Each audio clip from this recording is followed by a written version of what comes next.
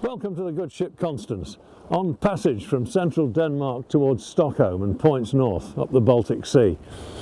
I'm on board with my wife Ros, and she's behind the camera at the moment, so you won't be seeing her. But this is a particularly interesting passage for me because I have swept the board clean and started afresh with new electronics.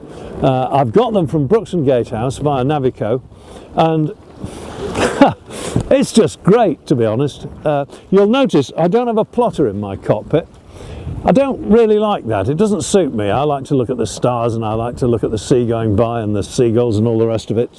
This little display here is very tasteful. The plotter's down below. We'll have a look at that in a minute. But this gives me all I really need to know when I'm sailing the boat. If I really want a plotter in the cockpit for pilotage purposes, I can bring my iPad up and that will talk to the plotter down below, so that's absolutely fine.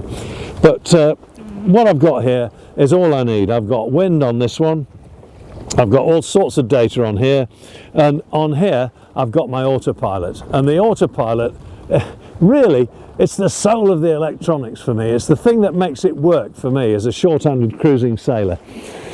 My wife will have nothing to do with steering. She once said in the old days when we used to sail with wind vanes, just the two of us across the oceans, she used to say she'd rather go to sea without the cooker than the autopilot, and I feel the same now.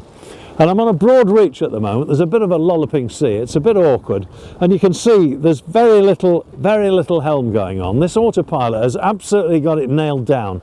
It knows what it's got to do, and it does it. Last night we were on a broad reach all night in a stiffish breeze, and there's always the danger as the sea comes up astern, it'll pick the stern up, flip you around and you'll jibe. We all know that, especially when the genoa's collapsing from time to time. That's just how it was, and it never even looked like it. I was laying my bunk down below with my wife on watch, making the tea, with complete confidence that the pilot was going to do the job. I'm thrilled with it. It's great.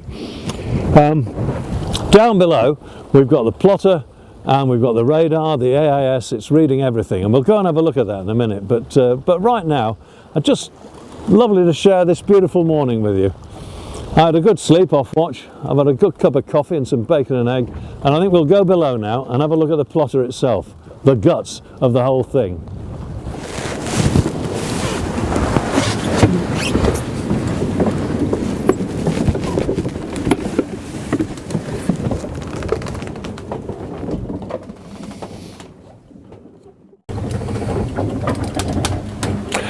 I'm just amazed really at what these modern MFDs will do.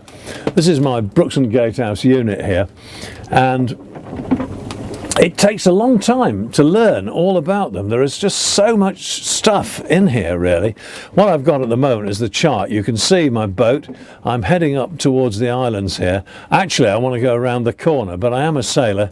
I've got a wind right up my chuff where I don't want it. I don't really feel like getting the pole out. It's been a long night, so I'm going up here on a broad reach, and I'm going to jibe when I get into shallow water and head back down here. I can see everything I need to see at a glance, how I'm doing. I've got my paper chart down here just to make sure I'm not missing anything, but that's essentially doing the job. The basic information I want up here I can put on myself. I've decided what I want to know for the time being. I'll probably change it after a while because I've only had this gear for a few days, and it takes months to really get to grips with it, and after about 3 or 4 years you realise you can play tunes on it, but right now it's doing all I need, and it's been surprisingly intuitive. For example, here we go. If I want to read the log, here it is, and I've dialed up all sorts of other stuff I can have here. It gives me a course over the ground, which is good, and a speed over the ground, the things I want straight away. It's giving me the time to the waypoint and various other things. It's also giving me true wind speed. I always like to have true wind speed personally as a cruising sailor rather than apparent wind speed. You can have both, but the true wind speed suits me, so that's a very useful page. If I want the radar, I just pop it up, and there it comes, all ready to go with the AIS contacts all over it. But at night, the page I really enjoy at the moment, and you can set these all up for yourself of course, but the page I really enjoy is this one. It's a split screen.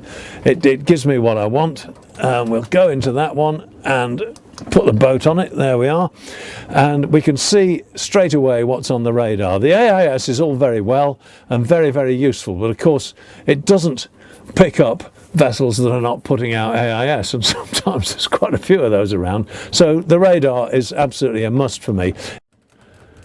Ros once said to me that she would never get snuggled up with a man who reads manuals in bed. She doesn't like that sort of guy. Last night I caught her reading the radar manual in her bunk when she was off watch.